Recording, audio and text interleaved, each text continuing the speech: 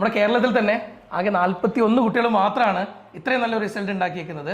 അതിൽ ഇത് ആയത് തന്നെ ഏറ്റവും വലിയൊരു റിസൾട്ട് തന്നെയാണ്. പഠിച്ചിനും പക്ഷേ എന്താണ് എക്സാമിൻ്റെ തലേന്ന് കറക്റ്റ് നോക്കിയില്ല, ഗ്യാപ്പ് കുറവായിരുന്നു എക്സാമിന്.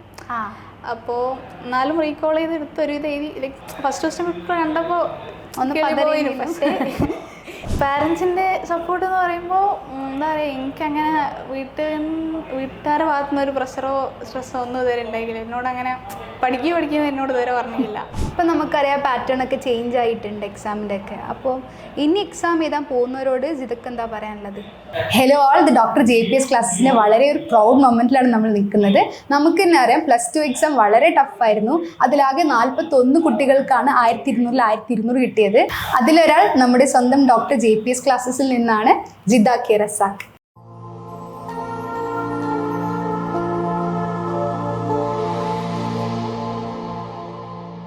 നമ്മളെ ഇത്രയും നല്ലൊരു അച്ചീവ്മെന്റിൽ നിൽക്കുകയാണ്. അപ്പോൾ ഫാമിലിയൊക്കെ എന്ത് പറയുന്നു? എല്ലാവർക്കും ഭയങ്കര സന്തോഷമാണ്.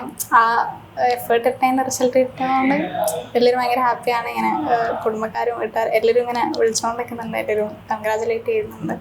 അപ്പോൾ നല്ല സന്തോഷത്തിലാണ് എല്ലാവരും. ഇങ്ങനത്തെ ഒരു ടഫ് എക്സാം നമ്മൾ ആരും എക്സ്പെക്ട് ചെയ്തിട്ടുണ്ടായിരുന്നില്ലല്ലോ. അപ്പം എക്സാം ഹോളിൽ എത്തിയപ്പോൾ ഇതിൻ്റെ എക്സ്പീരിയൻസ് എന്തായിരുന്നു? എക്സാം ഹോളിൽ എന്ന് പറയുമ്പോൾ ഫിസിക്സ് ആയാലും കെമിസ്ട്രി ആയാലൊക്കെ ഫസ്റ്റ് ക്വസ്റ്റ്യൻ പേപ്പർ കണ്ടപ്പോൾ ഫിസിക്സൊക്കെ കുറേ ഗ്രാഫെല്ലാം അവിടെ ഇവിടെ കണ്ടപ്പോൾ ഒരു ഫസ്റ്റ് ഒരു എന്താ പറയുക ഒരു പതറലുണ്ടായിരുന്നു. പക്ഷെ പിന്നെ ക്വസ്റ്റ്യൻ വായിച്ച് എന്താ സാധനം മനസ്സിലാക്കിയപ്പോൾ ഓക്കെ, അറിയുന്ന സാധനം തന്നെ, പഠിച്ച സാധനം തന്നെ ഒന്ന് വളഞ്ഞ് ചോദിച്ചു എന്നേ ഉള്ളൂ പറഞ്ഞു. അപ്പോൾ കോൺസെപ്റ്റ് സെയിം ആയിരുന്നല്ലേ? അതന്നെ, സാധാ ചോദിക്കുന്ന ചോദ്യം തന്നെ ഒന്ന് വളഞ്ഞു, അത്രയേ ഉള്ളൂ, വേറെ ഒരു പ്രശ്നമില്ലേനും. അപ്പോൾ മനസ്സിലാക്കി പഠിക്കുന്നതുകൊണ്ട് തന്നെ അത് അത്ര ഒരു ബുദ്ധിമുട്ടില്ല. നമ്മളത് ബൈഹാർട്ട് പഠിക്കുമ്പോഴാണ് ഇത്ര ടഫായിട്ട് വരിക അല്ലേ? ഇങ്ങനെ പൊതുവെ കുറെ കുട്ടികളൊക്കെ ക്വസ്റ്റ്യൻ ഉത്തരം അത് മാത്രം പഠിച്ചു, നമ്മള് പ്രീവിയസ് ഒക്കെ ഫോക്കസ് ചെയ്ത് പഠിക്കും പോലെ അത് ചെയ്യുമ്പോൾ ഉണ്ടാവുന്നതാണ് പ്രശ്നം വരുന്നത് അല്ലേ? അല്ലാതെ കോൺസെപ്റ്റ് പഠിച്ചോണ്ട് തന്നെ വളഞ്ഞു ചോദിച്ചപ്പോൾ കുറെ നമ്മൾ കോൺസെപ്റ്റ് അറിയുന്നതുകൊണ്ട് തന്നെ ഇലാബറേറ്റ് ചെയ്ത് എഴുതേണ്ടി വന്നിട്ടുണ്ടോ? അല്ലെങ്കിൽ ഇല്ല, എല്ലാം ഒരു 1 ലൈൻ 2 ലൈൻ ചെയ്തിട്ടുള്ളൂ അല്ലേ? ബയോളജി ഒക്കെ സുവോളജി സിമ്പിളായിരുന്നു, പക്ഷെ ബോട്ടണി എൻസിആർടിൻ്റെ എന്താ പറയുക ഉള്ളിൻ്റെ ഉള്ളെന്ന് ചോദിച്ചതൊക്കെ പറഞ്ഞില്ല. അപ്പോൾ ലാസ്റ്റ് മൊമെന്റ് മൊത്തം നോക്കിയെങ്കിൽ ലാസ്റ്റ് മൊമെന്റ് നമ്മൾ ഈ പറയുന്ന ഇമ്പോർട്ടൻ്റ് ഏരിയ എന്നല്ലേ ഫോക്കസ് ചെയ്യുക. ഞാനും അങ്ങനെ തന്നെ പോയത്, അതുകൊണ്ട് റീകോൾ ചെയ്തെടുക്കാൻ കുറച്ച് ബുദ്ധിമുട്ടുണ്ടായിരുന്നു. പഠിച്ചിനും പക്ഷേ എന്താണ് എക്സാമിൻ്റെ തലേന്ന് കറക്റ്റ് നോക്കിയില്ല, ഗ്യാപ്പ് കുറവായിരുന്നു എക്സാമിന്. അപ്പോൾ എന്നാലും റീകോൾ ചെയ്ത് എടുത്തൊരു ഇത് എഴുതി. ഫസ്റ്റ് ക്വസ്റ്റ്യൻ പേപ്പർ കണ്ടപ്പോൾ ഒന്ന് പക്ഷേ റീകോൾ ചെയ്ത് എടുത്തു, എഴുതി. ബയോളജി ആണ് എക്സാം ഹാളിൽ ഞാൻ ഒറ്റയ്ക്കായിരുന്നു. ശരി, എക്സാം അതെന്ത് കഥ? അത് ആൽഫബറ്റ് ഓർഡർ ആണല്ലോ. എൻ്റെ പേര് ജിദ്ദ, അപ്പോൾ Z ആണ് ലാസ്റ്റ്. ബയോളജി സയൻസിലെ സ്കൂളിൽ ലാസ്റ്റ് ഞാനാണ്. അപ്പോൾ ഞാൻ കയറി ഇവിടെ, അപ്പോൾ തന്നെ സംഭവം ഒറ്റയ്ക്ക്. അപ്പോൾ അങ്ങനെ എന്താ പറയുക, എല്ലാവരും ചോദിച്ചാൽ ഇതൊന്നല്ല, പക്ഷെ എന്നാലും കൂടെ ഒരാളുടെ ഒരു സപ്പോർട്ടാണല്ലോ. അപ്പോൾ ഫസ്റ്റ് തന്നെ ഒറ്റയ്ക്കാന്ന് പറഞ്ഞപ്പോൾ ടെൻഷനായിരുന്നു. അപ്പോൾ ക്വസ്റ്റ്യനും കൂടി കണ്ടപ്പോൾ ഫുള്ളി കയ്യായി പോയി. അങ്ങനെ ഈ വന്ന ടീച്ചർക്ക് വരെ എന്നെ കണ്ടിട്ട് സങ്കടമായി, മോള് മാത്രം എന്താ ഇവിടെ ആയിപ്പോ അങ്ങനെല്ലാം ചോദിച്ചത്. അപ്പോൾ പിന്നെ ഈ ക്വസ്റ്റ്യൻ പേപ്പർ പൊട്ടിക്കുമ്പോൾ 2 കുട്ടികൾ ഒപ്പിടണം, അവിടെ വേറെ ആരും ഇല്ലായിട്ട് 2 ഒപ്പും ഞാൻ തന്നെ ആട്ടെ, അങ്ങനെല്ലാം ഉണ്ടായി. പക്ഷേ ഒരു വല്ലാത്തൊരു എക്സ്പീരിയൻസ്. ഇങ്ങനെ ഒരു സിറ്റുവേഷനിലാണ് എക്സാം ഹോളിൽ ഇരുന്നത്. എന്നിട്ട് പുറത്തിറങ്ങിയപ്പോൾ നല്ലൊരു സ്കോർ എക്സ്പെക്ട് ചെയ്തിട്ടുണ്ടായോ? ഫിസിക്സ് കെമിസ്ട്രി മാത്സ് അതൊക്കെ ഇപ്പോൾ ഒരു ഡെഫിനറ്റ് ആൻസർ ആണല്ലോ. അപ്പോൾ എഴുതി കഴിഞ്ഞാൽ തന്നെ ഓക്കെ, ഞാൻ എല്ലാം എഴുതിയും ഓൾമോസ്റ്റ് ഫുൾ മാർക്ക് കിട്ടും. ഈ കെയർലെസ് മിസ്റ്റേക്ക് വന്നാൽ എന്തെങ്കിലും ആയി എന്നല്ലാതെ എക്സ്പെക്ട് ചെയ്തിരുന്നു. പക്ഷെ ഞാൻ പറഞ്ഞില്ലേ, ബോട്ടണി സത്യം പറഞ്ഞാൽ എനിക്ക് ആൻസർക്ക് നോക്കാൻ പേടിയായിരുന്നു. പക്ഷേ അപ്പം ഞാൻ നോക്കിയില്ല, എനിക്ക് ഒന്ന് പേടിയുണ്ടായിരുന്നു. പക്ഷേ ഞാൻ പിന്നെ കുറേ കഴിഞ്ഞ് ഈ അടുത്താണ് ഞാൻ നോക്കിയത്. അപ്പോൾ ഓക്കെ, ആൻസർ ശരിയാണ്, കറക്റ്റാണ്. അപ്പോൾ സയൻസ് എക്സ്പെക്ട് ചെയ്തിരുന്നു. പക്ഷേ പിന്നെ ലാംഗ്വേജ് ഒന്നും നമ്മളെ പറയാൻ പറ്റില്ല, ചെക്ക് ചെയ്യുന്ന ടീച്ചേഴ്സിന് നമ്മളെപ്പോഴും പറയില്ല ഏത് ഇംഗ്ലീഷ് ഒക്കെ ആണെങ്കിൽ. അതുകൊണ്ട് ലാംഗ്വേജ് ഒന്നും ഞാനങ്ങനെ അത്ര സീരിയസ് ആയിട്ട് എടുത്തിട്ടില്ല. പക്ഷേ അവസാനം വന്നപ്പോൾ ലാംഗ്വേജ് സയൻസും ഉണ്ട്. അപ്പോൾ നമുക്കിനി പ്രിപ്പറേഷൻസിലേക്ക് അടുക്കാം. പ്രിപ്പറേഷനൊക്കെ എങ്ങനെ ഉണ്ടായിരുന്നു? എത്ര ഹവർ? നമുക്ക് എല്ലാവർക്കും ഉള്ളൊരു ഡൗട്ടാണ്, ഈ വലിയ ടോപ്പേഴ്സൊക്കെ എത്ര ഹവർ പഠിക്കും? സത്യം പറഞ്ഞാൽ അങ്ങനെ ഇത്ര ഹവർ അങ്ങനെ ടൈം വെച്ച് ഞാൻ പഠിച്ചിട്ടില്ല. ലൈക്ക് നമ്മളൊരു ടാർഗറ്റ് വെക്കും, അത് കഴിഞ്ഞപ്പോഴാണോ അതുവരെ പഠിക്കുക, അങ്ങനെയാണ്. നമ്മൾ ഈ കറക്റ്റ് ഹവർലി ടാർഗറ്റ് വെക്കാതെ ഒരു To do list ആണോ? ചാപ്റ്റർ പഠിക്കും അല്ലെങ്കിൽ ടോപ്പിക്ക് പഠിക്കും ചോദിച്ചാൽ ടു ഡു ലിസ്റ്റ് ഒക്കെ പ്രിപ്പയർ ചെയ്തിട്ട് പിന്നെ എങ്ങനെയായിരുന്നു ഏത് സബ്ജക്റ്റ് ആയിരുന്നു നമുക്ക് ഏറ്റവും വീക്ക് ആയിട്ട് അല്ലെങ്കിൽ ഏറ്റവും സ്ട്രെങ്ത് ആയിട്ട് തോന്നിയിട്ടുള്ളതൊക്കെ?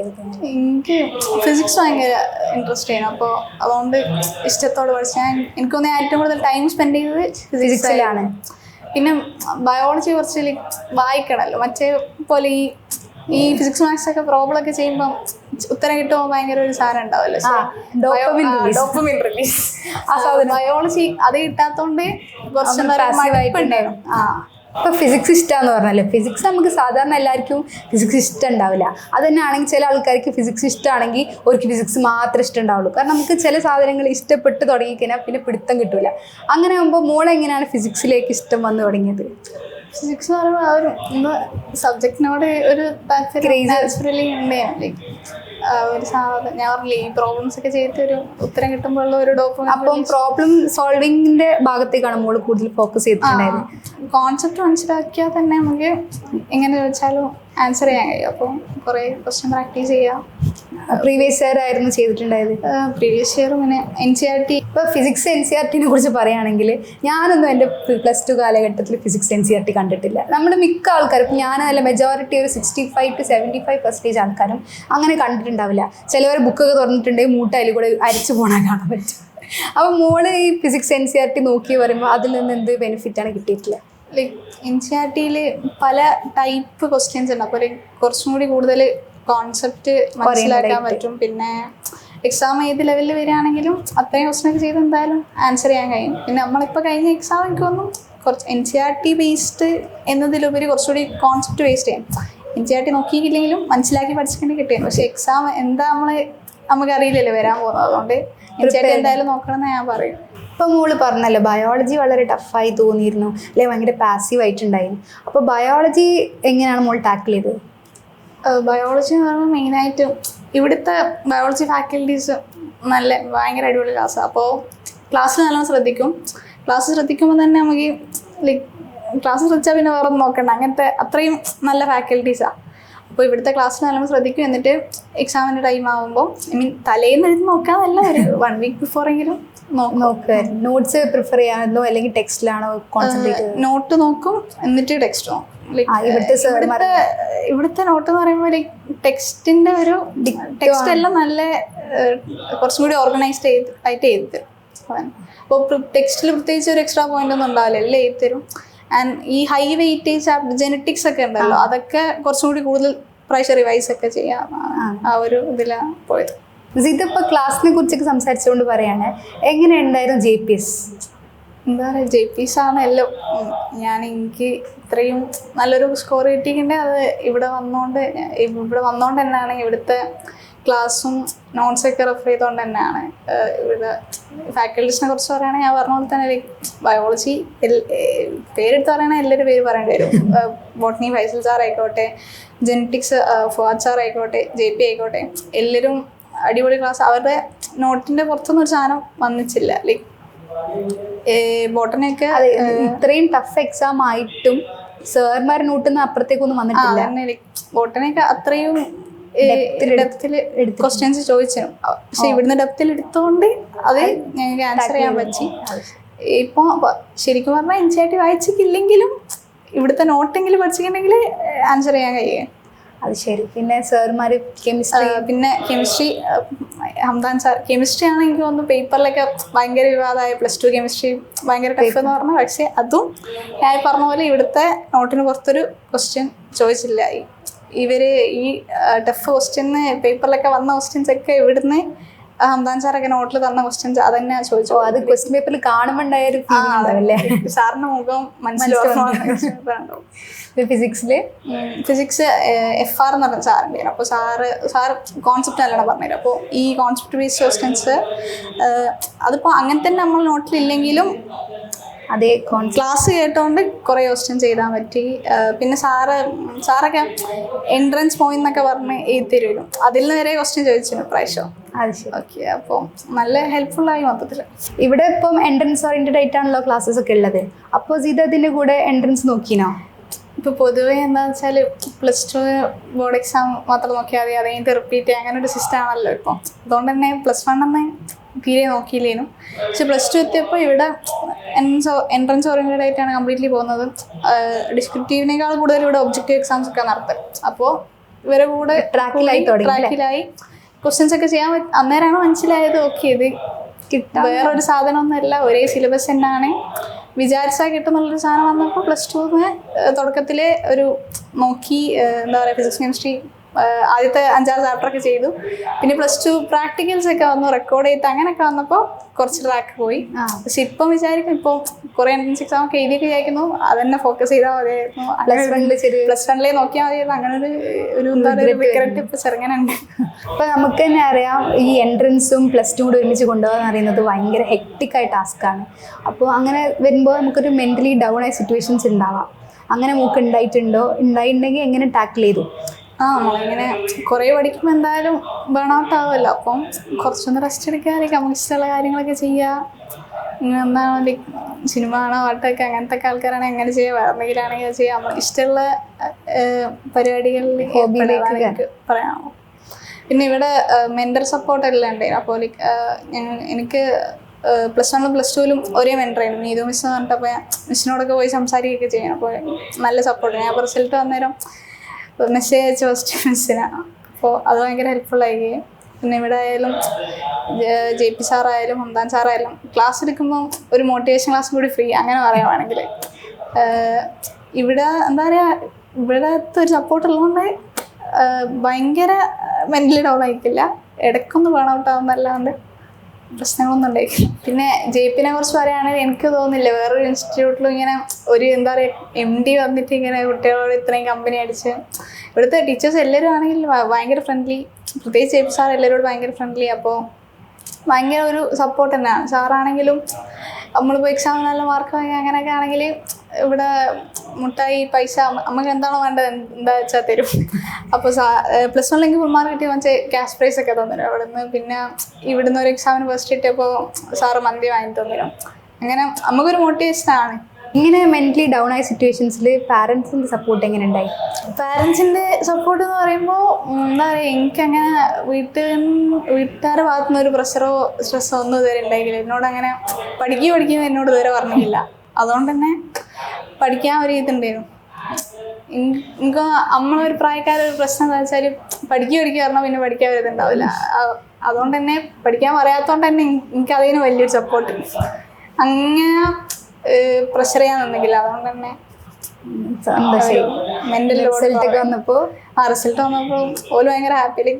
ഒരു വെച്ചാൽ എന്തായാലും ഒന്നുമില്ല അവരിതാ ഇപ്പം ഫുൾ മാർക്ക് കിട്ടിയാലും ശരി കിട്ടിയില്ലെങ്കിലും ശരി കുഴപ്പമില്ല. അപ്പോൾ ഭയങ്കര ഹാപ്പിയാണ്. അപ്പോൾ ഞാനും ഹാപ്പിയായി. ഇപ്പം നമുക്കറിയാം പാറ്റേൺ ഒക്കെ ചേഞ്ച് ആയിട്ടുണ്ട് എക്സാമിൻ്റെ ഒക്കെ. അപ്പോൾ ഇനി എക്സാം എഴുതാൻ പോകുന്നവരോട് ജിതക്ക് എന്താ പറയാനുള്ളത്? ഇനി എഴുതാൻ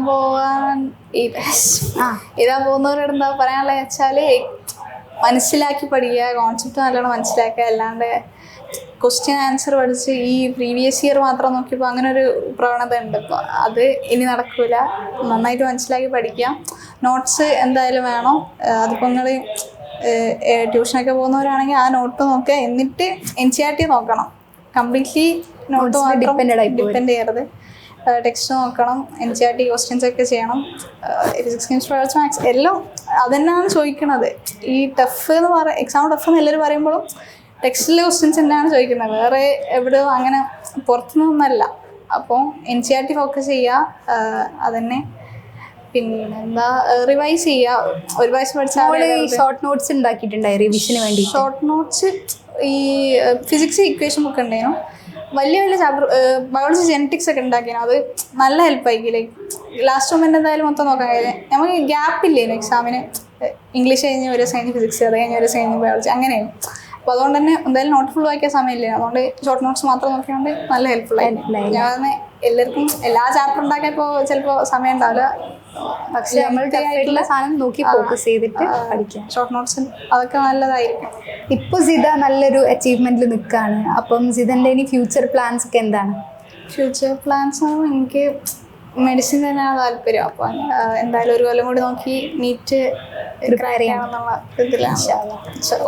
പിന്നെ എനിക്ക് ടീച്ചിങ് ഭയങ്കര പാഷനാണ്. ലൈക്ക് 10ാം ക്ലാസ് കഴിഞ്ഞപ്പോൾ ഞാൻ അതേന്ന് വിചാരിച്ചത് ടീച്ചറാണ്. പിന്നെ ഇവിടെ വന്നപ്പോഴാണ് ആ ഒരു മെഡിസിൻ എന്നുള്ള ആ ഒരു ഷിഫ്റ്റ് വന്നിട്ടില്ലേ. പിന്നെ ഇവിടെ കുറേ ആൾക്കാർ ഞമ്മക്ക് തന്നെ ക്ലാസ്സിലെടുത്ത് MBBS പഠിക്കുന്ന സ്റ്റുഡൻസ് ഒക്കെ വന്നിട്ട് ക്ലാസ് എടുക്കണം. അപ്പോൾ ഓക്കെ അങ്ങനെയാണെങ്കിലും ടീച്ചിങ് നോക്കാം എന്നുള്ളൊരു ഐഡിയ കിട്ടിയിട്ടില്ലേ. നമുക്കറിയാം, നമുക്ക് തന്നെ അറിയാം MBBS കയറിയിട്ടുണ്ടെങ്കിലും നമ്മുടെ അതേ കണ്ടന്റ് വെച്ചിട്ട് നമുക്ക് ക്ലാസ് എടുക്കാൻ പറ്റുന്നതാണ്. അപ്പോൾ പാഷൻ പോകും എന്നുള്ളൊരു ടെൻഷൻ വേണ്ട. പിന്നെ ആണെങ്കിലും MBBS കഴിഞ്ഞാലും പ്രൊഫസേഴ്സ് ആയിട്ടൊക്കെ വർക്ക് ചെയ്യാമല്ലോ.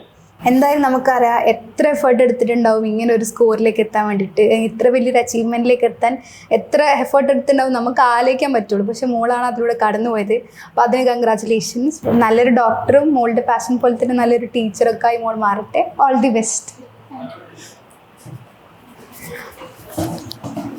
കൺഗ്രാറ്റുലേഷൻ. Thank you. അപ്പം നമുക്ക് എല്ലാവർക്കും അറിയാം ഈ വർഷത്തെ എക്സാം ഭയങ്കര ടഫായിരുന്നു. സിതാക്ക് ആ ഒരു റിസൾട്ട് വന്നതെന്ന് പറഞ്ഞു കഴിഞ്ഞാൽ നമ്മുടെ കേരളത്തിൽ തന്നെ ആകെ 41 കുട്ടികൾ മാത്രമാണ് ഇത്രയും നല്ലൊരു റിസൾട്ട് ഉണ്ടാക്കിയിരിക്കുന്നത്. അതിൽ സിത ആയത് തന്നെ ഏറ്റവും വലിയൊരു റിസൾട്ട് തന്നെയാണ്. അതായത് 41 പേരിൽ ഒരാളാവാൻ പറ്റിയെന്ന് പറയുന്നത് ഇത്രയും വലിയൊരു ഭാഗ്യമാണ് അല്ലേ.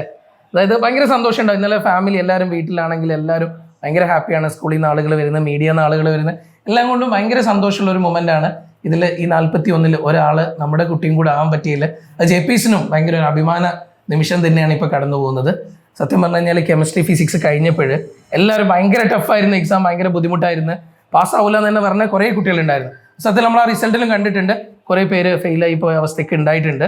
അപ്പോൾ എന്നാലും ശരി, അതിൽ കെമിസ്ട്രി എക്സാം കഴിഞ്ഞപ്പോൾ തന്നെ സിതാക്ക് ഒരു കാര്യം അറിയായിരുന്നില്ല, എന്തായാലും ഫുൾ ഉണ്ടാവും തന്നെ. അപ്പോൾ അത്രയും നല്ല രീതിയിൽ തന്നെ എക്സാം എഴുതിയിട്ടുണ്ട്. ഇനി മുന്നോട്ടേക്കും ഇനി 2 സജഷൻസ് വീട്ടിൽ നിന്നും വരുന്നുണ്ട്, അവൾക്കും വരുന്നുണ്ട്. ഫിസിക്സ് എടുത്ത് പോകണമെന്നുണ്ട്, എൻട്രൻസിന് പോകണമെന്നുണ്ട്. എന്തായാലും ഫൈനലി എൻട്രൻസിന് പോകുന്നുള്ളൊരു തീരുമാനം തന്നെ എടുത്തു എന്നാണ് എൻ്റെ വിശ്വാസം. അപ്പോൾ ഏറ്റവും നല്ല രീതിയിൽ ഇനി എൻട്രൻസിൽ പെർഫോം ചെയ്തിട്ട് നല്ലൊരു ഡോക്ടറായിട്ട് നാളെ നാടിനെ സേവിക്കാൻ പറ്റട്ടെ, ഏറ്റവും നല്ലൊരു ഡോക്ടറായിട്ട് മാറട്ടെ. എല്ലാവിധ ആശംസകളും. അപ്പോൾ ഇനി മുന്നോട്ടേക്ക് കുട്ടികൾക്കും ഇതുപോലെ തന്നെ അവളെ പോലെ തന്നെ ഏറ്റവും ബെസ്റ്റായിട്ട് മുന്നോട്ടേക്ക് പോകാൻ പറ്റട്ടെ അല്ലേ.